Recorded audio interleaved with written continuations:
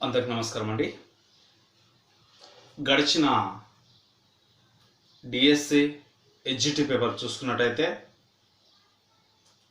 ఈ విధంగా ఉంటుంది.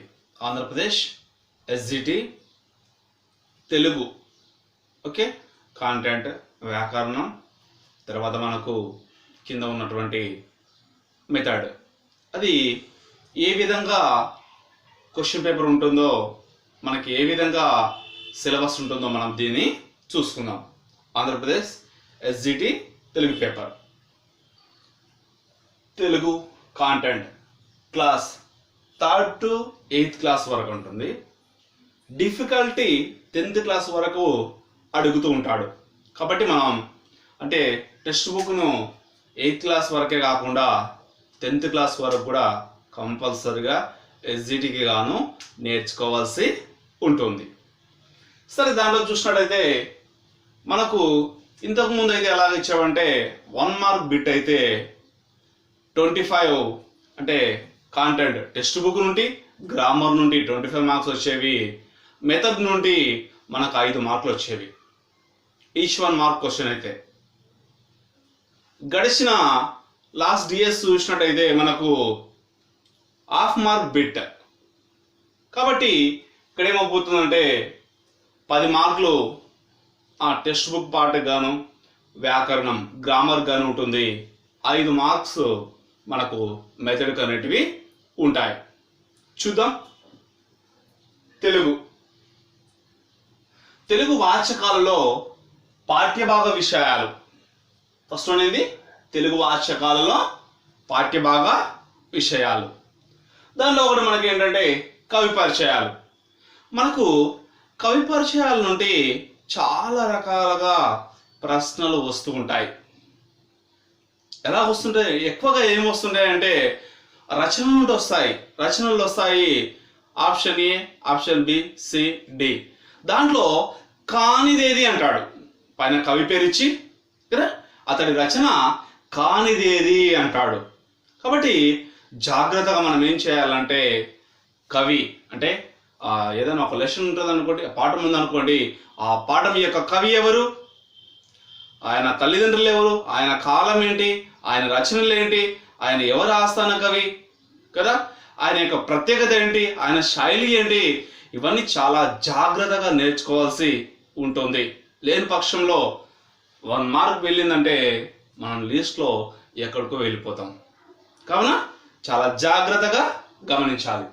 కవి పరిచయాల నుండి కూడా మనకు ఒక ప్రశ్న వచ్చే ఆస్కారం ఉంటుంది. తర్వాత పాత్రలు. ఏదైనా ఒక పాఠం తీసుకోండి, ఆ పాఠంలో పాత్రలు మనకు చాలా చాలా ప్రాధాన్యత కలిగి ఉంటాయి. ఓకే, ఏదైనా ఒక లెసన్ తీసుకున్నట్టయితే ఆ లెసన్లో పాత్రలు ఎవరెవరు ఉన్నారు అనేది మనకు కావాల్సి వస్తుంది.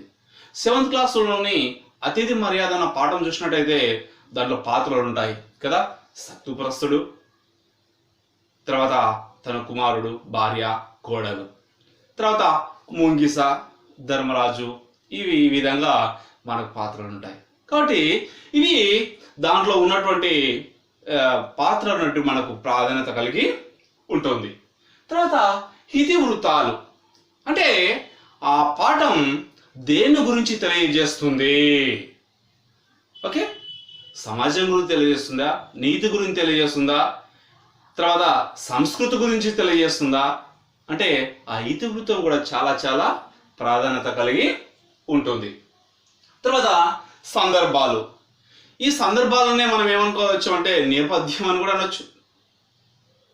ఓకే, సందర్భాలు ఏ సందర్భమై ఉంటుంది.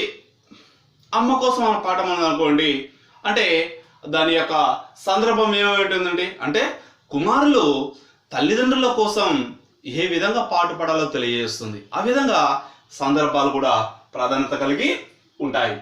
తర్వాత విద్యా ప్రమాణాలు. ఏంటట? విద్యా ప్రమాణాలు.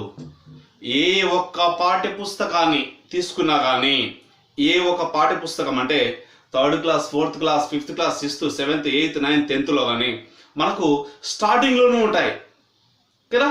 పాఠ్య పుస్తకాలు మొదలు చూసినట్టయితే మనకి ఏముంటాయి? విద్యా ప్రమాణాలు ఉంటాయి. అవి చాలా చాలా ప్రాధాన్యతను కలిగి ఉంటాయి. ఓకేనా? అంటే ఇప్పుడు ఏదైనా ఒక పాఠం తీసుకున్నాం అనుకోండి, దాని ద్వారా మనకు ప్రమాణాలు ఉంటాయి అన్నట్టు. ఆ పాఠం గురించి ఉంటాయి, టెక్స్ట్ బుక్ నుండి కూడా మనకు విద్యా ప్రమాణాలు అనేటివి ఉంటాయి. కాబట్టి చాలా జాగ్రత్తగా వాటిని కూడా మనము గమనించాలి, నేర్చుకోవాల్సి ఉంటుంది. తర్వాత పదజాలంకి వెళ్ళినట్టుంటే అర్థాలు అంటాడు. అర్థాలు మనకి ఏ క్లాస్ అనేది తీసుకోండి, ఇప్పుడున్నటువంటి పాఠ్య పుస్తకాలలో చివరి పేజీలో చూసినట్టయితే మనకి ఏంటంటే అర్థాలు అన్నటువంటివి ఉంటాయి. వాటిని చాలా చాలా జాగ్రత్తగా మనం ఏం చేయాలంటే నేర్చుకోవాల్సి ఉంటుంది. లేదా ప్రతి పాఠంలోనే చూసినట్టయితే మనం చదివినట్టయితే ఆటోమేటిక్గా మనకు అర్థమైపోతాయి.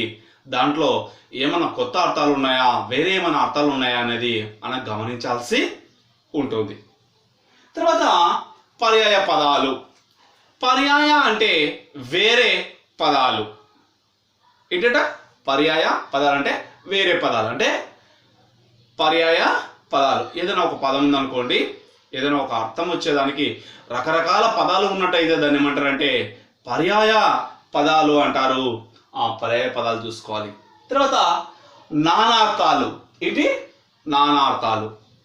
మనకి ఈ మధ్య ఈటీవీలో మనకు వస్తుంటుంది జబర్దస్త్ అని కదా, డబుల్ మీనింగ్స్, త్రిబుల్ మీనింగ్స్ అంటాం కదా.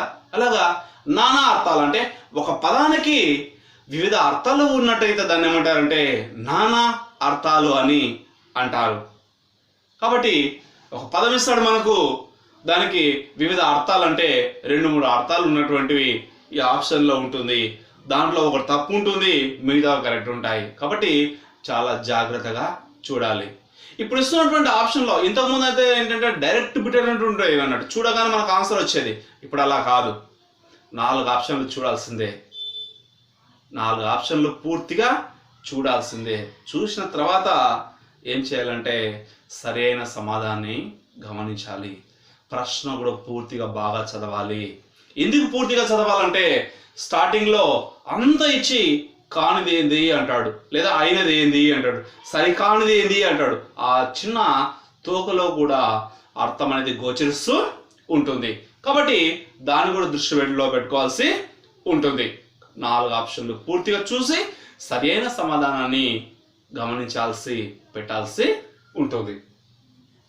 తర్వాత ఉత్పత్త్యార్థాలు.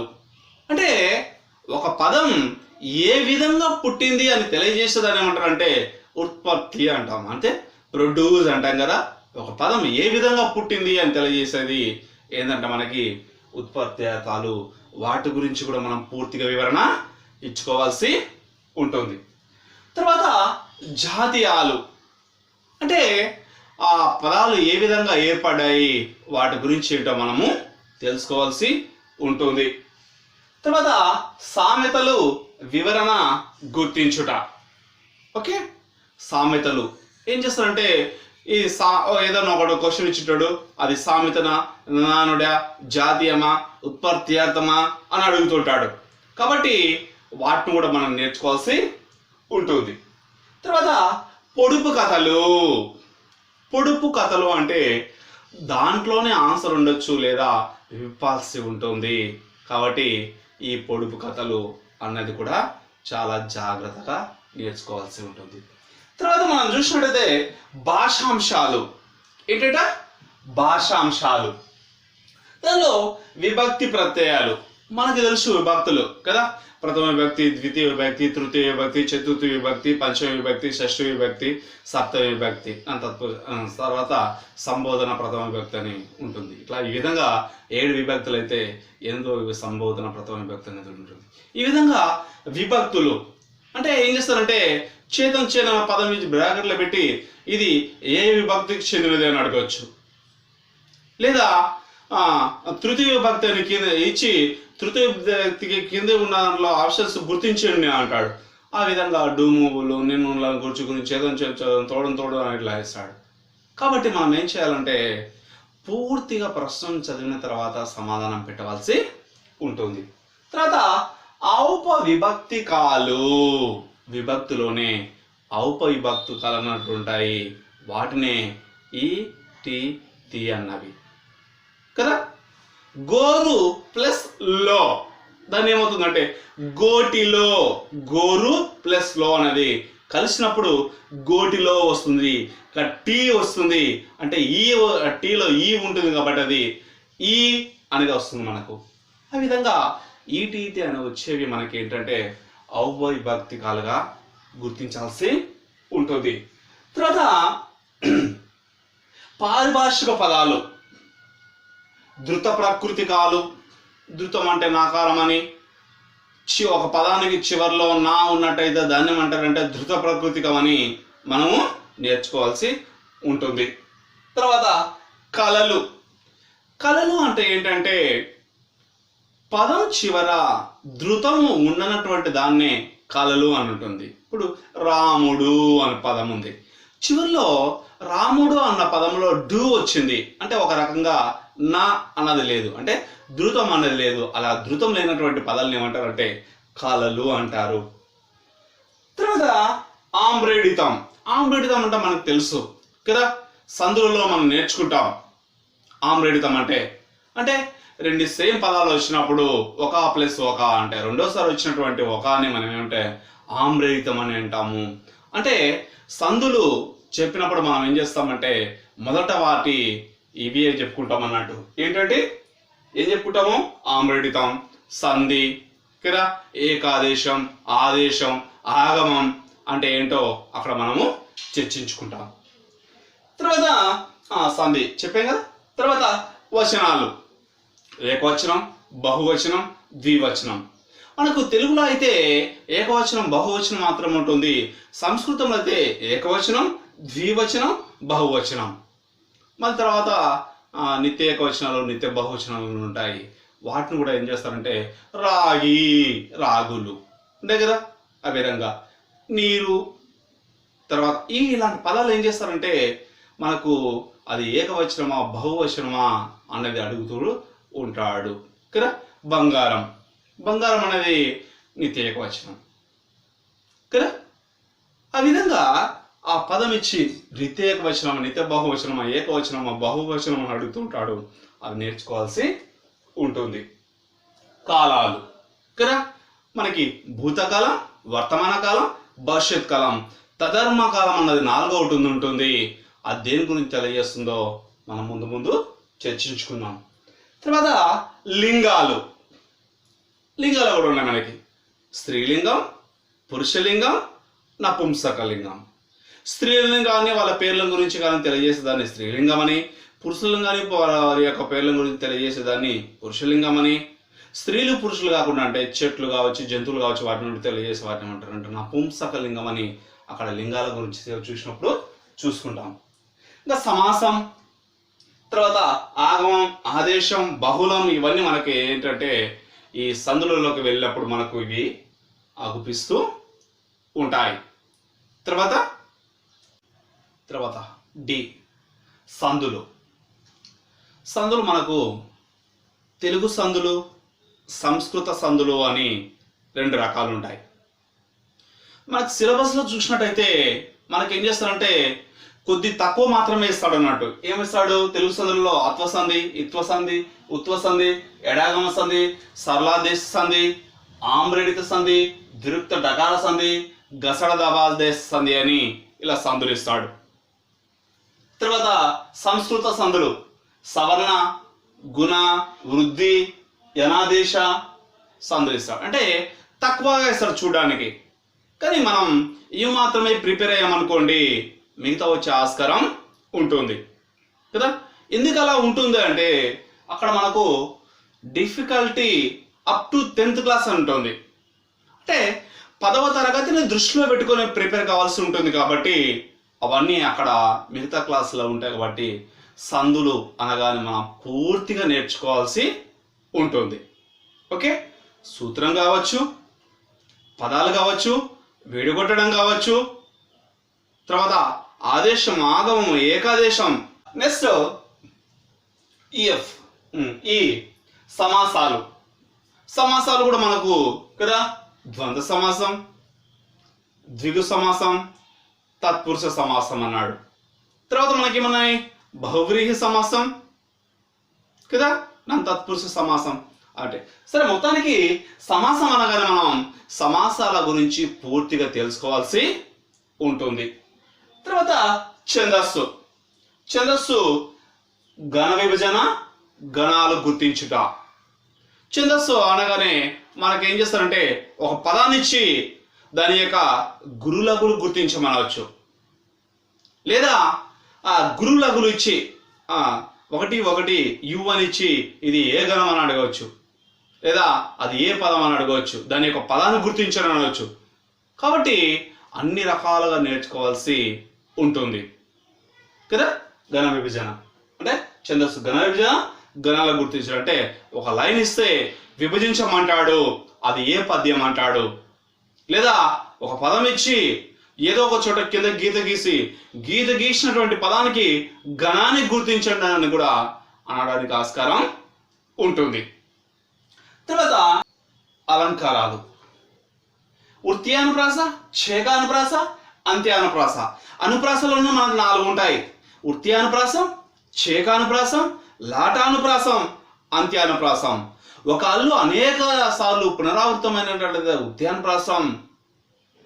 2 పదాలు పక్కపక్కల్లో ఉండి అర్థంలో భేదం ఉంటే ఛేకానుప్రాసం.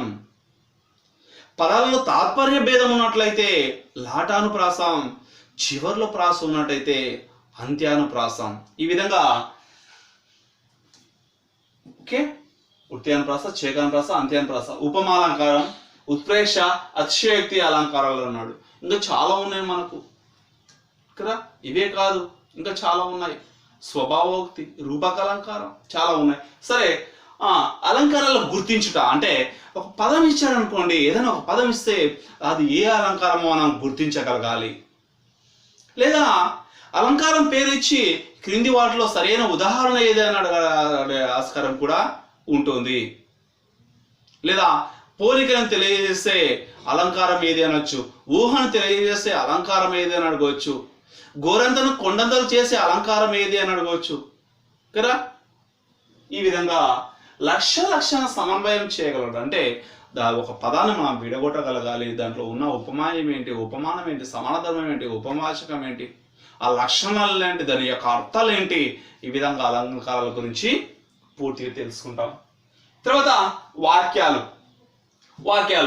ఆశ్చర్యార్థక, విద్యార్థక, నిషేధార్థక, అనుమత్యార్థక, సామర్థ్యార్థక, సందేహార్థక, ఆశిష్టార్థక, ప్రార్థనార్థక, ప్రశ్నార్థక, హేత్వార్థక, ఇవన్నీ వాక్యాలు. తర్వాత కర్తరి వాక్యం, కర్మని వాక్యం.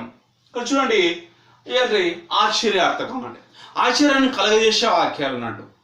ఆశ్చర్యాన్ని తెలియజేసేటటువంటి వాక్యాలను ఏమంటారంటే ఆశ్చర్యార్థక వాక్యం అని అంటారు కదా.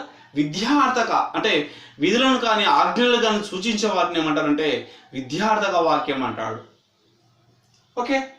తర్వాత నిషేధార్థక, అటు వెళ్ళవద్దు, అది చేయవద్దు, నువ్వు తిట్టవద్దు, కొట్టవద్దు అంటే నిషేధించే వాటిని ఏమంటారంటే నిషేధార్థక వాక్యాలని అంటారు. అనుమత్యార్థక, నువ్వు వెళ్ళవచ్చు, నువ్వు తినవచ్చు, నువ్వు చదవవచ్చు, నువ్వు ఆడుకోవచ్చు, అనుమతిని ఇచ్చే వాటిని గురించి తెలియజేసే వాటిని ఏమంటారు అనుమత్యార్థక వాక్యాలని. సామర్థ్యార్థక వాక్యం, నేను 50 ఇడ్లీలు తినగలను, నేను 50 కేజీల బస్తా ఎత్తగలను, 10 చపాతీలు తినగలను. ఇది సామర్థ్యం అంటే సామర్థ్యం గురించి తెలియజేసే వాక్యాలని. సందేహార్థక వాక్యం అంటే జరుగుతుందో అనేది తెలియజేసేదాన్ని. వస్తాడో రాడో, తింటాడో తినడో, చేస్తాడో చేయడో అంటే సందేహాన్ని తెలియజేసే వాక్యాలని సందేహార్థక వాక్యాలని అంటారు. ఆశిష్టార్థక అంటే ఆశిష్యు గురించి తెలియజేసేది, శాపం గురించి తెలియజేస్తున్నట్టు. నువ్వు నుండి నూరేళ్ళు వర్ధిల్లు గాక అన్న వాక్యం ఏ వాక్యం అంటాడు. కింద ఆశిష్యు, శాపం, అనుమత్యార్థకం ఏది కాదు. అంటే అది ఏంటంటే ఆశిష్యు తెలియజేసేది. నువ్వు నాశనం మౌదుగాక అనగా అనే వాక్యం ఏది అంటాడు అంటే శాపానికి తెలియజేసేది. ఈ విధంగా తర్వాత ప్రార్థనార్థక వాక్యం అంటే ప్రార్థనల గురించి అంటే నువ్వు అది చేస్తావా, నువ్వు ఇది చేస్తావా అంటే వేడుకుంటాం కదా, దయచేసి నన్ను బాగుపరచు అంటే ప్రార్థనల గురించి తెలియజేసే వాక్యాలని ప్రార్థనార్థక వాక్యాలు అంటారు. ప్రశ్నించుటకు వాడబడు వాక్యాలను ఏమంటారంటే ప్రశ్నార్థక వాక్యాలు అంటారు కదా. నేను రాముడు భార్య పేరేమిటి, ఇది క్వశ్చన్. సీత భర్త పేరేమిటి, ఇది క్వశ్చన్. ఇది ప్రశ్నార్థక వాక్యం కిందికి వస్తుంది. హేత్వార్థక వాక్యం, తర్వాత కర్తరి కర్మణి వాక్యం, అంటే కర్తరి వాక్యం కర్మణి వాక్యం ఉంది. తర్వాత మనకి ఈ విధంగా ఇది తెలుగులో కాంటెంట్ కిందికి మనకి ఏం చేస్తాయంటే 10 మార్కుల కిందికి వస్తాయి. వీటిలోని మెథడ్ గురించి చూసుకున్నాం కదా. తెలుగు బోధనా పద్ధతులు 5 మార్కులు, అంటే లాస్ట్ డిఎస్ ప్రకారం చూసుకున్నట్టయితే మనకు ఎన్ని మార్కులు ఉంటాయంటే 5 మార్కులు 10 ప్రశ్నలు. తర్వాత కాంటెంట్ వ్యాకరణానికి ఏంటో మనకేమో 20 బిట్స్ వస్తాయి 10 మార్కులు, ఇక్కడ 10 బిట్స్ వస్తాయి 5 మార్కులు. సరే చూద్దాం. ప్రాథమిక స్థాయిలో భాషాభివృద్ధి మరియు అవగాహన. ప్రాథమిక స్థాయిలో అంటే 1, 2, 3, 4, 5 ప్రాథమిక స్థాయి కదా, ప్రాథమిక పాఠశాలలో. దానికి సంబంధించి భాషాభివృద్ధి, భాషను ఏ విధంగా అభివృద్ధి పరచాలి దాని గురించి అవగాహన గురించి మనకు ఉంటుంది. తర్వాత తెలుగు భాషా బోధన, తెలుగుని ఏ విధంగా బోధించాలి కదా, తెలుగుని ఏ విధంగా బోధించాలి, దాని యొక్క ఉద్దేశాలు ఏంటి, దాని యొక్క విలువలు ఏంటి, దాని యొక్క లక్ష్యాలు ఏంటి, దాని యొక్క స్పష్టీకరణలు ఏంటి అనేది మనకి ఇక్కడ కనిపిస్తూ ఉంటుంది. తర్వాత భాష, సమాజం, సాహిత్య ప్రక్రియలు రెండవది. తర్వాత మూడవ పదం మాతృభాష స్వభావం. మాతృభాష అంటే మనది ఫస్ట్ లాంగ్వేజ్ అంటాం కదా, మాతృభాష అంటే మదర్ టంగ్. దాని యొక్క స్వభావం ఏంటి, దాని యొక్క నిర్మాణం ఏంటి, దాని యొక్క ప్రాధాన్యత ఏంటి. తర్వాత భాషోత్పత్తి వాదాలు, అంటే భాషని ఉత్పత్తి, అంటే ఆ ఉత్పత్తి చేయడం కోసం ఆ వాదాలు ఉన్నాయి మనకు. డింగ్ డాంగ్ వాదం అని, భాషా వాదం, తర్వాత చాలా రకాల వాదాలు ఉన్నాయి. ఆ వాదాల గురించి కూడా మనము చూసుకోవాలి. తర్వాత ధ్వని, అంటే ఈ పదం ఎలా పుట్టింది ఎలా అనేది దాని గురించి చూసుకుంటాం. అర్థ విపరిణామం, అంటే పూర్వకాలంలో ఒక పదానికి ఏ విధంగా ఉండేది, ఇప్పుడు ఎలాగ ఉంది, నెక్స్ట్ ఎలాగ ఉంటుంది అనేది దాని గురించి కూడా మనం ఇక్కడ చూసుకుంటూ ఉంటాం. తర్వాత పాఠ్య పుస్తకాలు, టెక్స్ట్ బుక్స్ ఉన్నాయా, పాఠ్య పుస్తకాలు. బోధనా శాస్త్రంపై అవగాహన, ఏ విధంగా బోధించాలి, ఏ విధంగా పిల్లలకి చెప్పాలి అన్న దాని గురించి అవగాహన చేసుకునేది ఒకటి ఉంటుంది అది. తర్వాత భాష సామర్థ్యాలు, అంటే ఈ భాషను నేర్చుకున్నట్టయితే మనకి ఎలాంటి సామర్థ్యాలు వస్తాయో దీని ద్వారా మనం తెలుసుకోవాల్సి ఉంటుంది. విద్యా ప్రమాణాలు, అంటే చదువుకోవడం వల్ల ఎలాంటి విలువలు వస్తాయి, దాని యొక్క ప్రమాణాలు ఏంటి, దాని యొక్క క్వాలిటీస్ ఉంటాయి కదా అవి ఏంటి అని తెలియజేస్తున్నాను. బోధనా పద్ధతులు, బోధనాభ్యాసన ప్రక్రియల నిర్వహణ.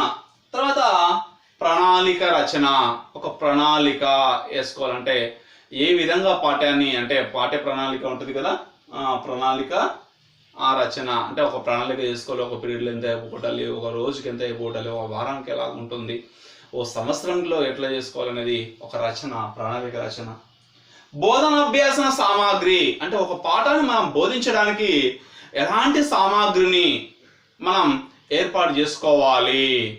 ఉదాహరణకు నేను ఒక పాఠం చెప్తున్నాం అనుకోండి, దాంట్లో ఒక కవి ఉంటాడు, ఆ కవి పోటకు సంబంధించి కావచ్చు, దాంట్లో ఉన్నటువంటి పాత్రల పోటల గురించి కావచ్చు, వాటిని సమకూర్చుకొని పాఠాన్ని బోధించినట్టయితే విద్యార్థులకు అర్థవంతంగా ఉండే ఆస్కారం ఉంటుంది. తర్వాత ఆంధ్రప్రదేశ్లో భాషాభివృద్ధి కార్యక్రమాలు, అంటే ఆంధ్రప్రదేశ్లో ఎలాంటి మెథడ్స్ను ఫాలో అవుతున్నారు కదా, భాషాభివృద్ధి కార్యక్రమాల్లో ఏమేమి చేస్తున్నారు, మనకు బ్లాక్ బోర్డ్ అని ఇట్లా ఉంటాయి కదా, వాటి యొక్క కార్యక్రమాలు ఏంటో దీని ద్వారా తెలుసుకుంటాం. భాష మూల్యాంకనం, అంటే ఇది ఏ విధంగా కరికులం అంటాం కదా, దాన్ని మూల్యాంకనం ఏ విధంగా మూల్యాంకనం చేసుకునేది. ఇది మనకు ఉన్నటువంటి ఆంధ్రప్రదేశ్లోని ఎస్జిటి నూతన సిలబస్ ప్రకారం ఈ విధంగా ఉంది.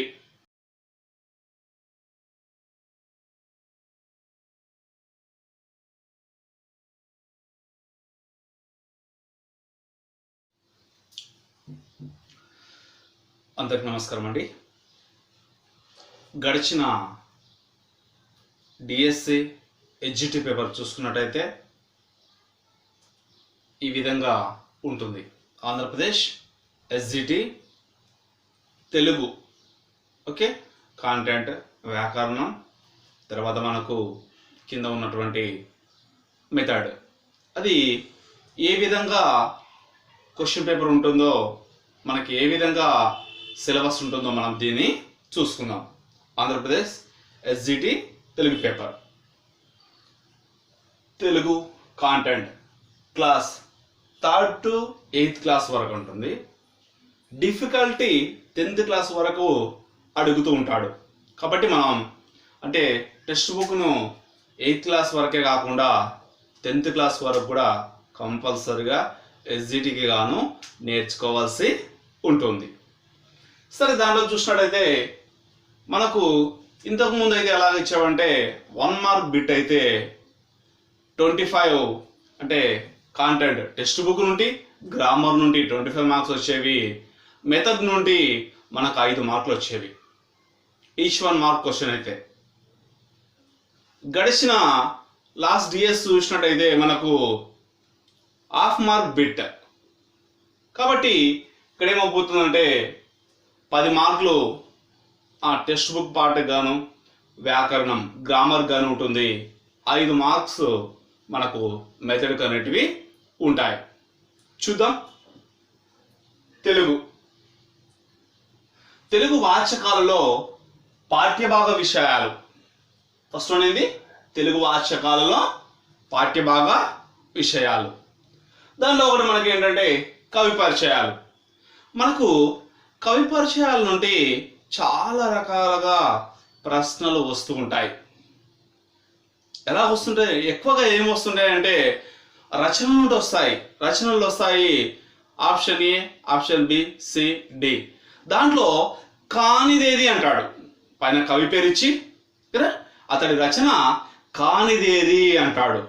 కాబట్టి జాగ్రత్తగా మనం ఏం చేయాలంటే కవి అంటే ఏదైనా ఒక లెసన్ ఉంటుంది అనుకోండి, పాఠం ఉందనుకోండి, ఆ పాఠం యొక్క కవి ఎవరు, ఆయన తల్లిదండ్రులు ఎవరు, ఆయన కాలం ఏంటి, ఆయన రచనలు ఏంటి, ఆయన ఎవరు ఆస్థాన కవి కదా, ఆయన యొక్క ప్రత్యేకత ఏంటి, ఆయన శైలి ఏంటి, ఇవన్నీ చాలా జాగ్రత్తగా నేర్చుకోవాల్సి ఉంటుంది. లేని పక్షంలో 1 మార్క్ వెళ్ళిందంటే మనం లిస్ట్లో ఎక్కడికో వెళ్ళిపోతాం. కావున చాలా జాగ్రత్తగా గమనించాలి. కవి పరిచయాల నుండి కూడా మనకు ఒక ప్రశ్న వచ్చే ఆస్కారం ఉంటుంది. తర్వాత పాత్రలు. ఏదైనా ఒక పాఠం తీసుకోండి, ఆ పాఠంలో పాత్రలు మనకు చాలా చాలా ప్రాధాన్యత కలిగి ఉంటాయి. ఓకే, ఏదైనా ఒక లెసన్ తీసుకున్నట్టయితే ఆ లెసన్లో పాత్రలు ఎవరెవరు ఉన్నారు అనేది మనకు కావాల్సి వస్తుంది. 7th క్లాసులోని అతిథి మర్యాద అన్న పాఠం చూసినట్టయితే దాంట్లో పాత్రలు ఉంటాయి కదా. సత్తుప్రస్తుడు, తర్వాత తన కుమారుడు, భార్య, కోడలు, తర్వాత ముంగిస, ధర్మరాజు, ఇవి ఈ విధంగా మనకు పాత్రలు ఉంటాయి. కాబట్టి ఇవి దాంట్లో ఉన్నటువంటి పాత్ర అన్నట్టు మనకు ప్రాధాన్యత కలిగి ఉంటుంది. తర్వాత ఇతివృత్తాలు అంటే ఆ పాఠం దేని గురించి తెలియజేస్తుంది. ఓకే, సమాజం గురించి తెలియజేస్తుందా, నీతి గురించి తెలియజేస్తుందా, తర్వాత సంస్కృతి గురించి తెలియజేస్తుందా అంటే ఆ ఇతివృత్తం కూడా చాలా చాలా ప్రాధాన్యత కలిగి ఉంటుంది. తర్వాత సందర్భాలు. ఈ సందర్భాలనే మనం ఏమనుకోవచ్చు అంటే నేపథ్యం అని కూడా అనొచ్చు. ఓకే, సందర్భాలు ఏ సందర్భమై ఉంటుంది. అమ్మ కోసం మన పాఠం అనుకోండి అంటే దాని యొక్క సందర్భం ఏమై ఉంటుందండి అంటే కుమారులు తల్లిదండ్రుల కోసం ఏ విధంగా పాటుపడాలో తెలియజేస్తుంది. ఆ విధంగా సందర్భాలు కూడా ప్రాధాన్యత కలిగి ఉంటాయి. తర్వాత విద్యా ప్రమాణాలు. ఏంటట? విద్యా ప్రమాణాలు. ఏ ఒక్క పాఠ్య పుస్తకాన్ని తీసుకున్నా కానీ, ఏ ఒక్క పాఠ్య పుస్తకం అంటే 3rd class, 4th class, 5th class, 6th, 7th, 8th, 9th, 10thలో కానీ మనకు స్టార్టింగ్లోనూ ఉంటాయి కదా. పాఠ్య పుస్తకాలు మొదట చూసినట్టయితే మనకి ఏముంటాయి? విద్యా ప్రమాణాలు ఉంటాయి. అవి చాలా చాలా ప్రాధాన్యతను కలిగి ఉంటాయి. ఓకేనా? అంటే ఇప్పుడు ఏదైనా ఒక పాఠం తీసుకున్నాం అనుకోండి, దాని ద్వారా మనకు ప్రమాణాలు ఉంటాయి అన్నట్టు. ఆ పాఠం గురించి ఉంటాయి, టెక్స్ట్ బుక్ నుండి కూడా మనకు విద్యా ప్రమాణాలు అనేటివి ఉంటాయి. కాబట్టి చాలా జాగ్రత్తగా వాటిని కూడా మనము గమనించాలి, నేర్చుకోవాల్సి ఉంటుంది. తర్వాత పదజాలంకి వెళ్ళినట్టుంటే అర్థాలు అంటాడు.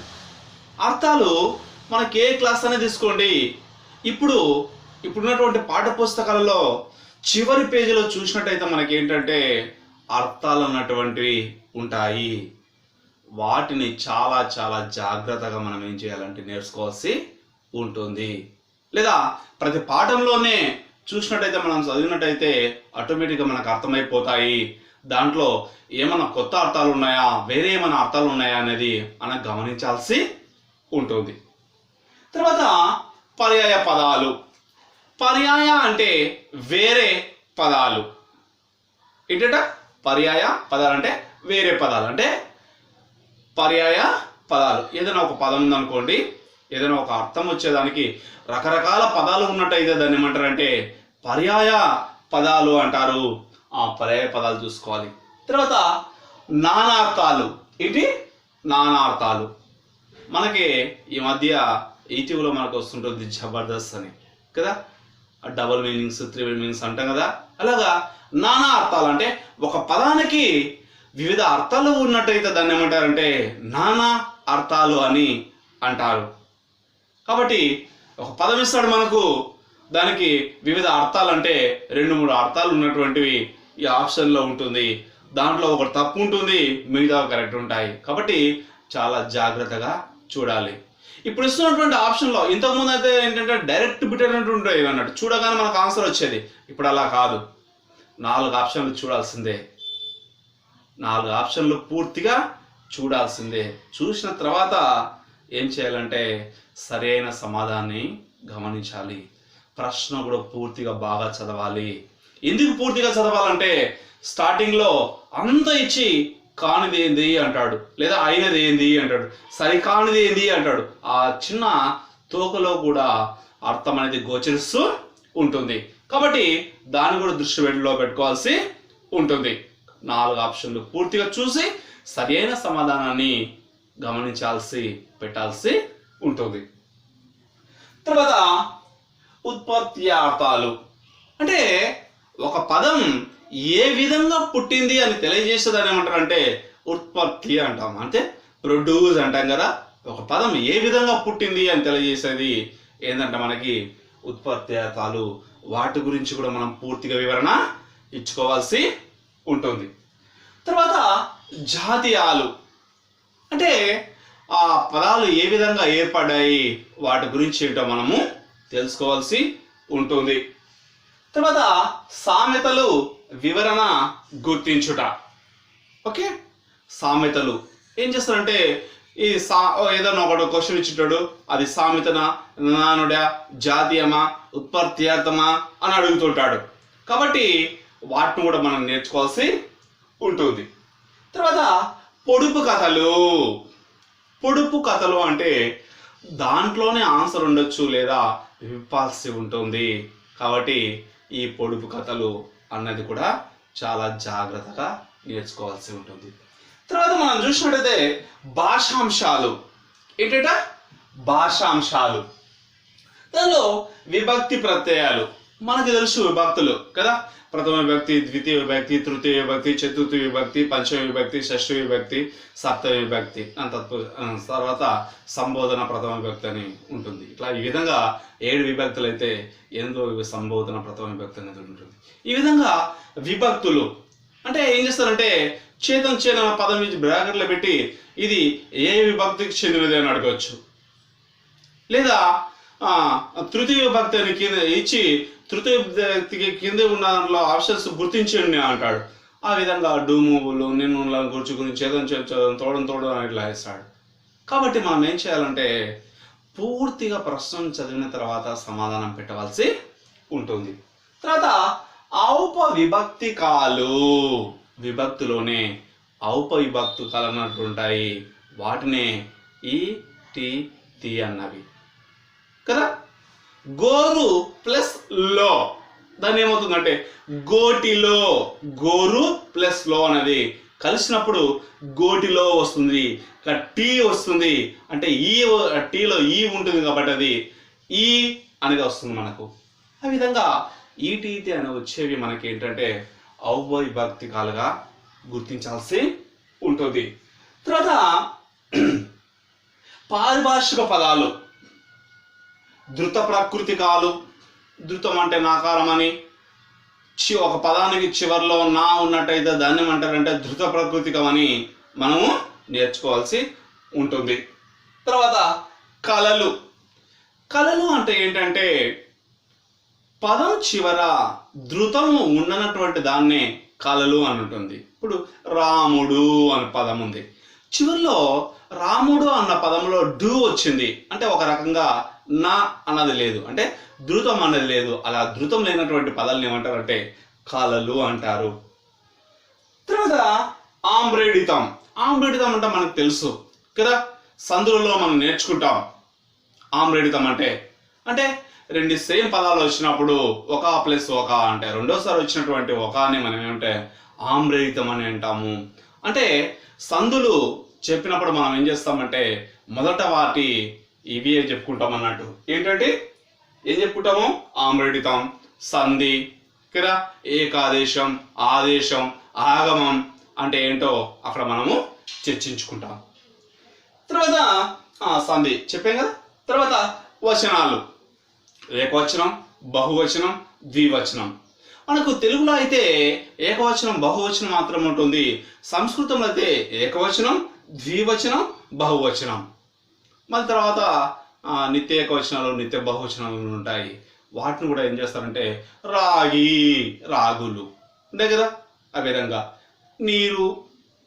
తర్వాత ఇలాంటి పదాలు ఏం చేస్తారంటే మనకు అది ఏకవచనమా బహువచనమా అనేది అడుగుతూ ఉంటాడు కదా. బంగారం, బంగారం అనేది నిత్య ఏకవచనం కదా. ఆ విధంగా ఆ పదం ఇచ్చి నిత్య ఏకవచనమా, నిత్య బహువచనమా, ఏకవచనమా, బహువచనమా అని అడుగుతుంటాడు. అవి నేర్చుకోవాల్సి ఉంటుంది. కాలాలు కదా, మనకి భూతకాలం, వర్తమాన కాలం, భవిష్యత్ కాలం, తదర్మ కాలం అన్నది 4వ ఉంటుంది. అది దేని గురించి తెలియజేస్తుందో మనం ముందు ముందు చర్చించుకుందాం. తర్వాత లింగాలు. లింగాలు కూడా ఉన్నాయి మనకి. స్త్రీలింగం, పురుషలింగం, నపుంసకలింగం. స్త్రీలింగాన్ని వాళ్ళ పేర్ల గురించి కానీ తెలియజేసేదాన్ని స్త్రీలింగం అని, పురుషలింగాన్ని వారి యొక్క పేర్ల గురించి తెలియజేసేదాన్ని పురుషలింగం అని.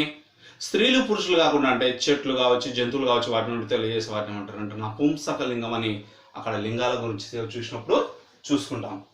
ఇంకా సమాసం, తర్వాత ఆగమం, ఆదేశం, బహుళం, ఇవన్నీ మనకి ఏంటంటే ఈ సందులలోకి వెళ్ళినప్పుడు మనకు ఇవి అగుపిస్తూ ఉంటాయి. తర్వాత డి సందులు. సందులు మనకు తెలుగు సందులు, సంస్కృత సందులు అని 2 రకాలు ఉంటాయి. మనకు సిలబస్లో చూసినట్టయితే మనకి ఏం చేస్తారంటే కొద్ది తక్కువ మాత్రమే ఇస్తాడు అన్నట్టు. ఏమిస్తాడు? తెలుగు సందులలో అత్వసంధి, ఇత్వసంధి, ఉత్వసంధి, ఎడాగమ సంధి, సరళాదేశ సంధి, ఆమ్రేడిత సంధి, ద్విరుక్త డకార సంధి, గసడ దబాదేశ సంధి అని ఇలా సంధులు ఇస్తాడు. తర్వాత సంస్కృత సంధులు సవర్ణ, గుణ, వృద్ధి, యనాదేశ సంధులు ఇస్తాడు. అంటే తక్కువగా ఇస్తాడు చూడడానికి, కానీ మనం ఇవి మాత్రమే ప్రిపేర్ అయ్యామనుకోండి మిగతా వచ్చే ఆస్కారం ఉంటుంది కదా. ఎందుకు అలా ఉంటుంది అంటే అక్కడ మనకు difficulty up to 10th class ఉంటుంది. అంటే 10వ తరగతిని దృష్టిలో పెట్టుకొని ప్రిపేర్ కావాల్సి ఉంటుంది కాబట్టి అవన్నీ అక్కడ మిగతా క్లాసులో ఉంటాయి. కాబట్టి సందులు అనగానే మనం పూర్తిగా నేర్చుకోవాల్సి ఉంటుంది. ఓకే, సూత్రం కావచ్చు, పదాలు కావచ్చు, విడగొట్టడం కావచ్చు, తర్వాత ఆదేశం, ఆగమం, ఏకాదేశం. నెక్స్ట్ ఈ సమాసాలు. సమాసాలు కూడా మనకు కదా ద్వంద్వ సమాసం, ద్విగు సమాసం, తత్పురుష సమాసం అన్నాడు. తర్వాత మనకేమన్నాయి? బహువ్రీహి సమాసం కదా, నన్ను తత్పురుష సమాసం అంటే. సరే, మొత్తానికి సమాసం అనగానే మనం సమాసాల గురించి పూర్తిగా తెలుసుకోవాల్సి ఉంటుంది. తర్వాత ఛందస్సు. ఛందస్సు గణ విభజన, గణాలు గుర్తించుట. ఛందస్సు అనగానే మనకేం చేస్తారంటే ఒక పదాన్ని ఇచ్చి దాని యొక్క గురులగులు గుర్తించమనవచ్చు, లేదా ఆ గురులగులు ఇచ్చి 1 1 యు అని ఇచ్చి ఇది ఏ గణం అని అడగవచ్చు, లేదా అది ఏ పదం అని అడగవచ్చు, దాని యొక్క పదాన్ని గుర్తించడం అనవచ్చు. కాబట్టి అన్ని రకాలుగా నేర్చుకోవాల్సి ఉంటుంది కదా. గణ విభజన అంటే ఛందస్సు గణ విభజన, గణాలు గుర్తించడం అంటే ఒక లైన్ ఇస్తే విభజించమంటాడు, అది ఏ పద్యం అంటాడు, లేదా ఒక పదం ఇచ్చి ఏదో ఒక చోట కింద గీత గీసినటువంటి పదానికి గణాన్ని గుర్తించండి అని కూడా అనడానికి ఆస్కారం ఉంటుంది. తర్వాత అలంకారాలు. వృత్యానుప్రాస, ఛేకానుప్రాస, అంత్యానుప్రాస. అనుప్రాసలోనే మనకు 4 ఉంటాయి: వృత్యానుప్రాసం, ఛేకానుప్రాసం, లాటానుప్రాసం, అంత్యానుప్రాసం. ఒక అల్లు అనేక సార్లు పునరావృతమైనటువంటి వృత్యానుప్రాసం. 2 పదాలు పక్కపక్కల్లో ఉండి అర్థంలో భేదం ఉంటే ఛేకానుప్రాసం. పదాలలో తాత్పర్య భేదం ఉన్నట్లయితే లాటానుప్రాసం. చివర్లో ప్రాసం ఉన్నట్టయితే అంత్యానుప్రాసం. ఈ విధంగా ఓకే, వృత్యానుప్రాస, ఛేకానుప్రాస, అంత్యానుప్రాస. ఉపమాలంకారం, ఉత్ప్రేక్ష, అతిశయోక్తి అలంకారాలు అన్నాడు. ఇంకా చాలా ఉన్నాయి మనకు కదా. ఇవే కాదు, ఇంకా చాలా ఉన్నాయి. స్వభావోక్తి, రూపకలంకారం, చాలా ఉన్నాయి. సరే, అలంకారాలు గుర్తించుట అంటే ఒక పదం ఇచ్చాడు అనుకోండి, ఏదైనా ఒక పదం ఇస్తే అది ఏ అలంకారమో మనం గుర్తించగలగాలి. లేదా అలంకారం పేరు ఇచ్చి క్రింది వాటిలో సరైన ఉదాహరణ ఏదైనా అడగే ఆస్కారం కూడా ఉంటుంది. లేదా పోలికను తెలియజేస్తే అలంకారం ఏది అనొచ్చు, ఊహను తెలియజేస్తే అలంకారం ఏది అని అడగవచ్చు, గోరంతను కొండంతలు చేసే అలంకారం ఏది అని అడగవచ్చు కదా. ఈ విధంగా లక్షణ సమన్వయం చేయగలడు. అంటే ఒక పదాన్ని మనం విడగొట్టగలగాలి. దాంట్లో ఉన్న ఉపమానం ఏంటి, ఉపమానం ఏంటి, సమానధర్మం ఏంటి, ఉపమాచకం ఏంటి, ఆ లక్షణాలు ఏంటి, దాని యొక్క అర్థాలు ఏంటి, ఈ విధంగా అలంకారాల గురించి పూర్తిగా తెలుసుకుంటాం. తర్వాత వాక్యాలు ఆశ్చర్యార్థక, విద్యార్థక, నిషేధార్థక, అనుమత్యార్థక, సామర్థ్యార్థక, సందేహార్థక, ఆశిష్టార్థక, ప్రార్థనార్థక, ప్రశ్నార్థక, హేత్వార్థక, ఇవన్నీ వాక్యాలు. తర్వాత కర్తరివాక్యం, కర్మని వాక్యం. ఇక్కడ చూడండి, ఏంటి ఆశ్చర్యార్థకం అంటే ఆశ్చర్యాన్ని కలగజేసే వాక్యాలు అన్నట్టు. ఆశ్చర్యాన్ని తెలియజేసేటటువంటి వాక్యాలను ఏమంటారంటే ఆశ్చర్యార్థక వాక్యం అని అంటారు కదా. విద్యార్థక అంటే విధులను కానీ ఆజ్ఞలను కానీ సూచించే వాటిని ఏమంటారంటే విద్యార్థక వాక్యం అంటాడు. ఓకే, తర్వాత నిషేధార్థక, అటు వెళ్ళవద్దు, అది చేయవద్దు, నువ్వు తిట్టవద్దు, కొట్టవద్దు అంటే నిషేధించే వాటిని ఏమంటారంటే నిషేధార్థక వాక్యాలని అంటారు. అనుమత్యార్థక, నువ్వు వెళ్ళవచ్చు, నువ్వు తినవచ్చు, నువ్వు చదవవచ్చు, నువ్వు ఆడుకోవచ్చు, అనుమతిని ఇచ్చే వాటిని గురించి తెలియజేసే వాటిని అంటే అనుమత్యార్థక వాక్యాలని. సామర్థ్యార్థక వాక్యం, నేను 50 ఇడ్లీలు తినగలను, నేను 50 కేజీల బస్తా ఎత్తగలను, 10 చపాతీలు తినగలను. ఇది సామర్థ్యం అంటే సామర్థ్యం గురించి తెలియజేసే వాక్యాలని. సందేహార్థక వాక్యం అంటే జరుగుతుందో అని తెలియజేసేదాన్ని వస్తాడో రాడో, తింటాడో తినడో, చేస్తాడో చేయడో అంటే సందేహాన్ని తెలియజేసే వాక్యాలని సందేహార్థక వాక్యాలని అంటారు. ఆశిష్టార్థక అంటే ఆశిష్యు గురించి తెలియజేసేది, శాపం గురించి తెలియజేస్తున్నట్టు. నువ్వు నుండి నూరేళ్ళు వర్ధిల్లు గాక అన్న వాక్యం ఏ వాక్యం అంటాడు. కింద ఆశిష్యు, శాపం, అనుమత్యార్థకం ఏది కాదు. అంటే అదేంటంటే ఆశిష్యు తెలియజేసేది. నువ్వు నాశనం మౌదుగాక అనగా అనే వాక్యం ఏది అని అంటాడు. అంటే శాపానికి తెలియజేసేది. ఈ విధంగా తర్వాత ప్రార్థనార్థక వాక్యం అంటే ప్రార్థనల గురించి అంటే నువ్వు అది చేస్తావా, నువ్వు ఇది చేస్తావా అంటే వేడుకుంటాం కదా, దయచేసి నన్ను బాగుపరచు అంటే ప్రార్థనల గురించి తెలియజేసే వాక్యాలని ప్రార్థనార్థక వాక్యాలు అంటారు. ప్రశ్నించుటకు వాడబడు వాక్యాలను ఏమంటారంటే ప్రశ్నార్థక వాక్యాలు అంటారు కదా. నేను రాముడు భార్య పేరేమిటి, ఇది క్వశ్చన్. సీత భర్త పేరేమిటి, ఇది క్వశ్చన్. ఇది ప్రశ్నార్థక వాక్యం కిందికి వస్తుంది. హేత్వార్థక వాక్యం, తర్వాత కర్తరి కర్మణి వాక్యం, అంటే కర్తరి వాక్యం కర్మణి వాక్యం ఉంది. తర్వాత మనకి ఈ విధంగా ఇది తెలుగులో కాంటెంట్ కిందికి మనకి ఏం చేస్తాయంటే 10 మార్కుల కిందికి వస్తాయి. వీటిలోని మెథడ్ గురించి చూసుకున్నాం కదా. తెలుగు బోధనా పద్ధతులు 5 మార్కులు, అంటే లాస్ట్ డిఎస్ ప్రకారం చూసినట్టయితే మనకు ఎన్ని మార్కులు ఉంటాయంటే 5 మార్కులు, 10 ప్రశ్నలు. తర్వాత కాంటెంట్ వ్యాకరణానికి అంటే మనకేమో 20 బిట్స్ వస్తాయి, 10 మార్కులు. ఇక్కడ 10 బిట్స్ వస్తాయి, 5 మార్కులు. సరే చూద్దాం. ప్రాథమిక స్థాయిలో భాషాభివృద్ధి మరియు అవగాహన. ప్రాథమిక స్థాయిలో అంటే 1, 2, 3, 4, 5 ప్రాథమిక స్థాయి కదా, ప్రాథమిక పాఠశాలలో. దానికి సంబంధించి భాషాభివృద్ధి, భాషను ఏ విధంగా అభివృద్ధి పరచాలి దాని గురించి అవగాహన గురించి మనకు ఉంటుంది.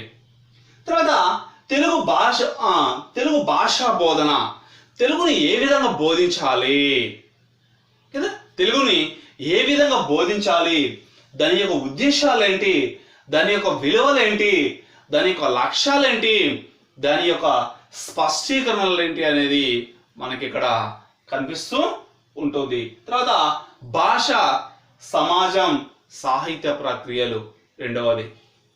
తర్వాత మూడవ పదం మాతృభాష స్వభావం. మాతృభాష అంటే మనది ఫస్ట్ లాంగ్వేజ్ అంటాం కదా, మాతృభాష అంటే మదర్ టంగ్. దాని యొక్క స్వభావం ఏంటి, దాని యొక్క నిర్మాణం ఏంటి, దాని యొక్క ప్రాధాన్యత ఏంటి. తర్వాత భాషోత్పత్తి వాదాలు, అంటే భాషని ఉత్పత్తి, అంటే ఆ ఉత్పత్తి చేయడం కోసం ఆ వాదాలు ఉన్నాయి మనకు. డింగ్ డాంగ్ వాదం అని, భాష వాదం, తత్వం, చాలా రకాల వాదాలు ఉన్నాయి. ఆ వాదాల గురించి కూడా మనము చూసుకోవాలి. తర్వాత ధ్వని, అంటే ఈ పదం ఎలా పుట్టింది ఎలా అనేది దాని గురించి చూసుకుంటాం. అర్థ విపరిణామం, అంటే పూర్వకాలంలో ఒక పదానికి ఏ విధంగా ఉండేది, ఇప్పుడు ఎలాగ ఉంది, నెక్స్ట్ ఎలాగ ఉంటుంది అనేది దాని గురించి కూడా మనం ఇక్కడ చూసుకుంటూ ఉంటాం. తర్వాత పాఠ్య పుస్తకాలు, టెక్స్ట్ బుక్స్ ఉన్నాయా, పాఠ్య పుస్తకాలు. బోధనా శాస్త్రంపై అవగాహన, ఏ విధంగా బోధించాలి, ఏ విధంగా పిల్లలకి చెప్పాలి అని దాని గురించి అవగాహన చేసుకునేది ఒకటి ఉంటుంది అది. తర్వాత భాష సామర్థ్యాలు, అంటే ఈ భాష నేర్చుకున్నట్టయితే మనకి ఎలాంటి సామర్థ్యాలు వస్తాయో దీని ద్వారా మనం తెలుసుకోవాల్సి ఉంటుంది. విద్యా ప్రమాణాలు, అంటే చదువుకోవడం వల్ల ఎలాంటి విలువలు వస్తాయి, దాని యొక్క ప్రమాణాలు ఏంటి, దాని యొక్క క్వాలిటీస్ ఉంటాయి కదా అవి ఏంటి అని తెలియజేస్తున్నాను. బోధనా పద్ధతులు, బోధనాభ్యాసన ప్రక్రియల నిర్వహణ. తర్వాత ప్రణాళిక రచన, ఒక ప్రణాళిక వేసుకోవాలంటే ఏ విధంగా పాఠ్యాన్ని, అంటే పాఠ్య ప్రణాళిక ఉంటుంది కదా, ప్రణాళిక ఆ రచన అంటే ఒక ప్రణాళిక చేసుకోవాలి. ఒక పీరియడ్లో ఎంత అయిపోటాలి, ఒక రోజుకి ఎంత అయిపోటాలి, ఒక వారానికి ఎలా ఉంటుంది, ఓ సంవత్సరంలో ఎట్లా చేసుకోవాలనేది ఒక రచన, ప్రణాళిక రచన. బోధనాభ్యాసన సామాగ్రి, అంటే ఒక పాఠాన్ని మనం బోధించడానికి ఎలాంటి సామాగ్రిని మనం ఏర్పాటు చేసుకోవాలి. ఉదాహరణకు నేను ఒక పాఠం చెప్తున్నాం అనుకోండి, దాంట్లో ఒక కవి ఉంటాడు, ఆ కవి పోటకు సంబంధించి కావచ్చు, దాంట్లో ఉన్నటువంటి పాత్రల పోటల గురించి కావచ్చు, వాటిని సమకూర్చుకొని పాఠాన్ని బోధించినట్టయితే విద్యార్థులకు అర్థవంతంగా ఉండే ఆస్కారం ఉంటుంది. తర్వాత ఆంధ్రప్రదేశ్లో భాషాభివృద్ధి కార్యక్రమాలు, అంటే ఆంధ్రప్రదేశ్లో ఎలాంటి మెథడ్స్ను ఫాలో అవుతున్నారు కదా, భాషాభివృద్ధి కార్యక్రమాల్లో ఏమేమి చేస్తున్నారు, మనకు బ్లాక్ బోర్డ్ అని ఇలా ఉంటాయి కదా, వాటి యొక్క కార్యక్రమాలు ఏంటో దీని ద్వారా తెలుసుకుంటాం. భాష మూల్యాంకనం, అంటే ఇది ఏ విధంగా కరికులం అంటాం కదా, దాన్ని మూల్యాంకనం ఏ విధంగా మూల్యాంకనం చేసుకునేది. ఇది మనకు ఉన్నటువంటి ఆంధ్రప్రదేశ్లోని ఎస్జిటి నూతన సిలబస్ ప్రకారం ఈ విధంగా ఉంది.